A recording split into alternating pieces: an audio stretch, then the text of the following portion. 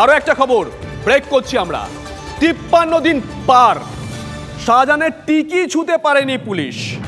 রাজ্য পুলিশের যুক্তি, শাহজাহানের বিরুদ্ধে তাদের কাছে নাকি কোনো অভিযোগ নেই। সত্যি কি তাই? টিভি9 বাংলার অন্তর তদন্ত বলছে পুলিশের কাছে শাহজাহানের বিরুদ্ধে 2টি খুনের মামলা রুজু হয়। অভিযোগ, 2টি ক্ষেত্রে এফআইআরে শাহজাহানের নাম থাকলেও অজ্ঞাত কোনো কারণে চার্জশিট থেকে বাদ পড়ে যায় নাম। সন্দেশখালী বাসিন্দা সুকান্ত মণ্ডল নিখোঁজ, তার মা কি বলছেন শোনাই একবার। আমার ছেলে ঘুমিতে তুলে এনে মাঠে এনে ওখানে ওই চলকাটের মাঠে কপি কপি মেরে। আপনি দেখেছেন মেরেছে? অভিযোগ করেননি কেন? অভিযোগ কে করবে, আমি একা, আমার কে করে দেবে? দেবদাস, ওনাকেও তো খুন করা হয়েছিল। কি করে সেটা? ওরেও কপি কপি মেরেছে, কিন্তু ওনার তো বডি পাওয়া যায়নি। না, ও তো বস্তায় করে নিয়ে ওরা কোথায় ফেলতেছে। আর অভিযোগ করে বা কি করবার, আর নেই যে খালে আর কারে করবে রে বাবা। কি চান এখন? বিচার চাই।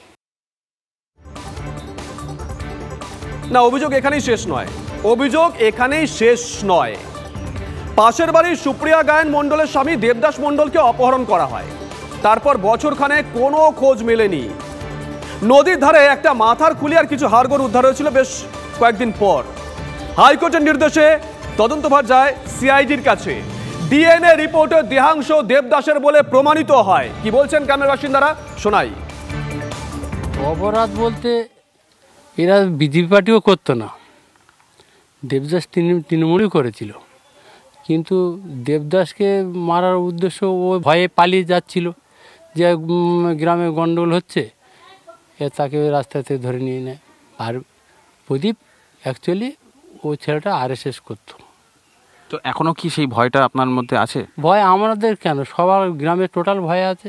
গুলি তো লেগেছে, প্রদীপের তো গুলি করেই তো মেরেছে। আর সুকান্ত? সুকান্ত তো মোটামুটি সুকান্তর মারধর করেছে, তারপর ওকে ও গুলি করে বেড়েছে। প্রশাসন বলে আর কিছু আছে এখন? প্রশাসন তো সব জায়গায় প্রশাসন। কি চায় ভাঙিপাড়ার মানুষ এখন? কি চায়? তদন্ত করুক। সিআইডি চার্জশিট জমা দেয়। এফআইআরে শাহজাহানের নাম 1 নম্বর থাকলেও সিআইডি চার্জশিটে নাম ছিল না শাহজাহানের। ভেবে দেখুন একবার, নেজার থানায় করা এফআইআর এর নম্বর ছিল 142।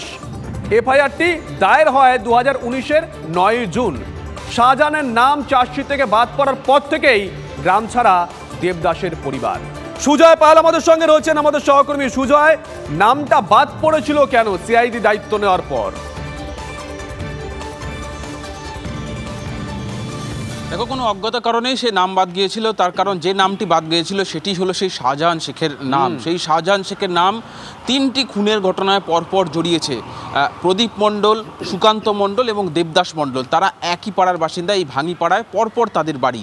এবং 2019-এ লোকসভা নির্বাচন পরবর্তী একটি মিছিল হচ্ছিল তৃণমূলের, সেই মিছিলের থেকেই তাদের উপর হামলা চলে।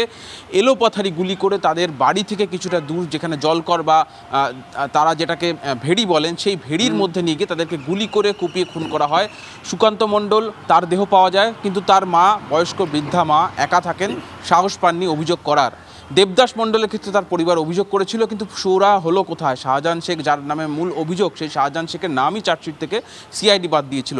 প্রদীপ মণ্ডলের ক্ষেত্রেও দেখা গেছে একই ক্ষেত্রে তার স্ত্রী অভিযোগ করেছিলেন, সেক্ষেত্রেও চার্জশিট থেকে এই শাহজাহান শেখের নাম বাদ যায়। কেন নাম বাদ যায় তার কোনো উত্তর পাওয়া যায়নি। ফলে সেই দিন 3টি নয় 4টি খুন হয়েছিল। তৃণমূলের তরফ থেকেও কিন্তু একটা পাল্টা বক্তব্য উঠে আসছে। তারা বলছে যে সেদিন প্রথম তৃণমূলের এক সমর্থক, তাকে খুন করা হয়েছিল, তার ভিত্তিতেই পাল্টা হিসেবে তারা খুন করে, বা সেই রোষটা এসে পড়ে এই গ্রামের উপর, ভাঙিপাড়ার বাসিন্দাদের উপর। কিন্তু প্রত্যেকটি ক্ষেত্রেই কি করে শাহজাহান শেখের নাম বাদ গেল, যেটা রাজ্য পুলিশের তরফ থেকে দাবি করা হচ্ছে যে শাহজাহানের বিরুদ্ধে তাদের কাছে কোনো অভিযোগ নেই, কিন্তু এই এফআইআর নম্বর 141, এফআইআর নম্বর 142, নেজার থানা 2019 সাল, এই দুটোই এফআইআর যদি রাজ্য পুলিশের কর্তারা একটু ঘেটে দেখেন, তাহলে সেখানে প্রত্যেকটাতেই এফআইআরে 1 নম্বর অভিযুক্ত প্রথম যার নাম সেটাই শাহজাহান শেখ। সুকান্ত মণ্ডলের ক্ষেত্রে তার মা অভিযোগ করার সাহস পাননি, যদি তিনি অভিযোগ করতেন সেক্ষেত্রেও শাহজাহান শেখের নাম হতো। শুধু তাই নয় শুভজিৎ, ওইখানে 2022 সালে একটি রাজ্য বিদ্যুৎ পর্ষদের একটি একদমই সংঘাত। তুমি যে কথা বলছো তোমার কথা রেস ধরেই যাই। আরো অভিযোগ আছে, আরো অভিযোগ। আরো একটি মামলায় সরকারি কর্মীদের মারধরের অভিযোগ ওঠে এই শাহজাহানের বিরুদ্ধে। ভালো করে শুনুন, ভালো করে শুনুন। গ্রেপ্তারি পরোয়ানা জারি করে আদালত, কিন্তু পুলিশ নাকি তাকে খুঁজেই পায়নি। এরকম একাধিক ক্ষেত্রে শাহজাহানের বিরুদ্ধে কোনো ব্যবস্থা না নেওয়ার অভিযোগ পুলিশের বিরুদ্ধে। প্রকাশ্যে শাহজাহান দাপিয়ে বেরিয়েছে, কিন্তু না, গ্রেপ্তার হয়নি। কি বলছে শাসক দলের নেতারা, শোনাই আগে। শাহজাহান আদৌ যে এই নলকোনা ভাঙিপাড়াটা আদৌ সে নিজেও জানে না যে কোথায় গন্ডগোল হচ্ছে, কোথায় সে আদৌ জানে না। হ্যাঁ হ্যাঁ, সে তো অবশ্যই, সে তো অবশ্যই, তাকে তো জোরপুরি নাম দিয়েছে। আপনি আমাকে কেন, গ্রামের সারা লোককে শুনলে একই কথা বলবে। সুজয় পাল আমাদের সঙ্গে রয়েছেন, আমাদের সহকর্মী। সুজয়, শাহজাহান তো অরণ্যদেব নয় যে উপস্থিতি প্রমাণ পাওয়া যায় কিন্তু দেখতে পাওয়া যায় না, কিংবা ওই মিস্টার ইন্ডিয়াও নয় যে লাল চশমা না পড়লে, লাল কাঁচ না হলে দেখা যায় না। তাহলে শাহজাহানকে কেন গ্রেপ্তার করা যায়? দেখো, যেটা বিরোধী দলেরা অভিযোগ করছে, শাহজাহান শেখ সেখানকার মাসিয়া, শাহজাহান শেখের উপরেই শাহজাহান শেখ গোটা এলাকায় নির্বাচন নিয়ন্ত্রণ করে। পঞ্চায়েত হোক, লোকসভা হোক, বিধানসভা হোক, তার এক কথাতেই ভোটের ফলাফল বদলে যেতে পারে, কে ক্ষমতায় আসবে সেটা সিদ্ধান্ত হতে পারে। ফলে হয়তো সেই কারণেই শাসক দল তাকে আড়াল করার চেষ্টা করছে। আজকে আদালতে যেভাবে রাজ্য পুলিশকে ভর্ৎসনার মুখে পড়তে হচ্ছে সেটা তো একেবারে অযৌক্তিক নয়। 2022-এ রাজ্য সরকারের কর্মী, বিদ্যুৎ বন্টন নিগমের যারা কর্মী, সেই কর্মীদের দপ্তরে সরবেরিয়ায়, সেখানে যে অফিস রয়েছে রাজ্য বিদ্যুৎ পর্ষদের, সেই অফিসে ঢুকে কর্মীদের 4 জন কর্মীকে শাহজাহানের বাহিনী শাহজাহানের সামনে শাহজাহানের নির্দেশে ভাঙচুর করে অভিযোগ দেওয়া হয়। তার বিরুদ্ধে গ্রেফতারি পরোয়ানা জারি হয়, কিন্তু আদালতে পুলিশ কি চার্জশিট দেয়, শাহজাহানকে পলাতক দেখিয়ে চার্জশিট দেয় এবং পরবর্তীতে আদালত গ্রেফতারি পরোয়ানা জারি করে। কিন্তু যে সময় গ্রেফতারি পরোয়ানা জারি হচ্ছে, দেখা যাচ্ছে তার পরবর্তীতে শাহজাহান রীতিমতো দাপিয়ে বেড়াচ্ছে ওই এলাকায়। শাহজাহান শেখকে দেখা যাচ্ছে বিভিন্ন বিভিন্ন কর্মী সভা, তৃণমূলের বিভিন্ন অনুষ্ঠানে। ফলে পুলিশ কি দেখেও দেখেনি নাকি তাদেরকে দেখতে বারণ করা হয়েছিল, এটা নিয়ে এলাকার মানুষ একটা অভিযোগ করছেন যে পুলিশকে কি দেখতে বারণ করা হয়েছিল, যে শাহজাহান শেখের বিরুদ্ধে কোনো অভিযোগ থাকলে তারা কোনো ব্যবস্থা নিতে পারবে না, যেহেতু সে তার ওই এলাকায় নির্বাচন রয়েছে, নির্বাচন করানোর ক্ষেত্রে একটা দখল রয়েছে, তার পাশাপাশি মানুষের নিয়ন্ত্রণ রয়েছে তার উপর। সেই কারণেই কি শাহজাহান বারবার আজকে ছাড় পেয়েছে? 3টি খুনের মামলায় শাহজাহানকে। সঙ্গে দেখো, তোমার কথার প্রসঙ্গে যাই, তুমি যে কথা বলছিলে আজকে আদালতের অবজারভেশন, শাহজাহানকে গ্রেপ্তারে বাধা নেই, শাহজাহানকে ধরতে পারবে রাজ্য পুলিশ। সন্দেশখালী মামলায় কোনো স্থগিতাদেশ নেই জানিয়েছে হাইকোর্ট। সন্দেশখালী মামলায় শাহজাহানকে যুক্ত করার নির্দেশ প্রধান বিচারপতির। এদিন শুনানিতে হাইকোর্ট স্পষ্ট করে পুলিশের ওপর কোনো নির্দেশ দেওয়া হয়নি। শ্রাবন্তী আমাদের সঙ্গে রয়েছেন, আমাদের সহকর্মী হাইকোর্ট চত্বর থেকে। শ্রাবন্তী, আজকে আদালতের অবজারভেশন কি ছিল? দেখো, একাধিক মামলা হয়েছে সন্দেশখালী নিয়ে, কখনো শুভেন্দু অধিকারীর যাওয়া নিয়ে, কখনো পিআইএল অর্থাৎ জনস্বার্থ মামলা। বারবার ঘুরে ফিরে একটাই প্রশ্ন এসেছে, শাহজাহান কোথায়, সে কেন গ্রেফতার হয়নি? গতকাল বিকেল থেকে সেই বিতর্ক আরও বাড়তে থাকে যখন অভিষেক বন্দ্যোপাধ্যায় বলেন যে কোথাও গিয়ে রাজ্য সরকারের বাধা রয়েছে, তার কারণ আদালতের একটা স্টে বা স্থগিতাদেশ রয়েছে।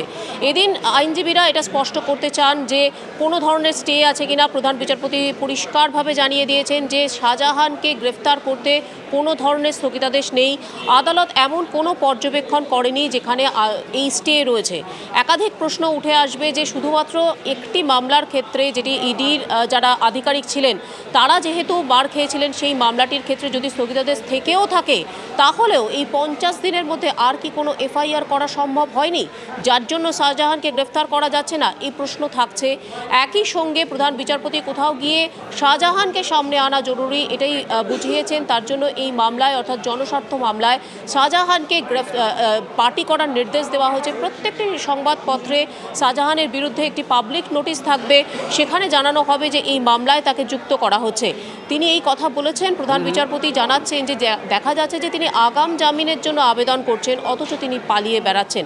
অর্থাৎ কোথাও গিয়ে শেখ শাহজাহান যাতে সামনে আসে, এটাই আদালতের উদ্দেশ্য। একই সঙ্গে রাজ্য সরকার যদি চায়, পুলিশ যদি চায়, শাহজাহানকে গ্রেফতার করতে কোনো সমস্যা নেই, এটাও স্পষ্ট করা হয়েছে। নজর থাকবে এরপরে পুলিশ কি করে। শ্রাবন্তী, নজর থাকবে, নজর রাখো। কোর্ট কোন স্টে অর্ডার দিয়েছে শেখ শাহজাহানকে অ্যারেস্টের ব্যাপারে, সেটা ভালোভাবে আজকে ক্ল্যারিফাই করে দেওয়া হয়েছে যে শেখ শাহজাহানের অ্যারেস্টের ব্যাপারে হাইকোর্টের কোনো স্টে অর্ডার নেই। তো কোর্ট বুঝে গেছেন যে পুলিশ পারবে না বলে ওনাকে আজকে বলেছেন যে রেসপন্ডেন্ট বানানো হোক শেখ শাহজাহানকে, আর তারপরে নোটিশ ইস্যু হোক কোর্ট থেকে।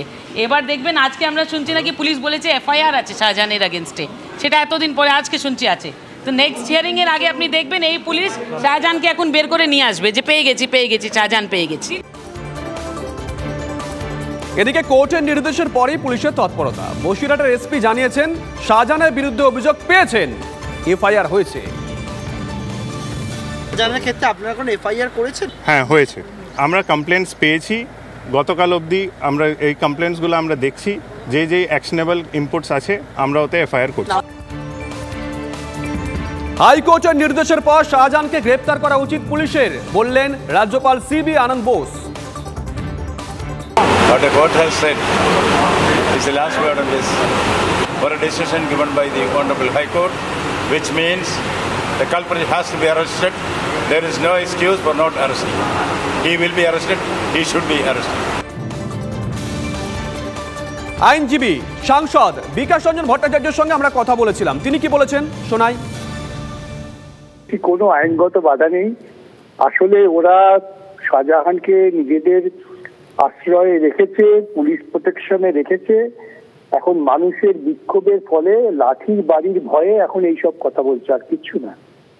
দেখছেন না, অনবরত মিথ্যে কথা বলে যাচ্ছিলেন ওরা টিভিতে, যে কি করেছিল নিরাপত্তা সর্দার, সে কেন আগে তোলেনি। নিরাপত্তা যে বারবার প্রশ্ন করে তুলেছে, আজকে এটাও তো তথ্য সামনে এসেছে। এখন এরা গোটা দলটাই পরিচালিত হয় মিথ্যা এবং দুর্নীতির উপর দাঁড়িয়ে, সুতরাং তাদের নেতাদের কথা গ্রহণ করাটাই তার ধরনের বোকা।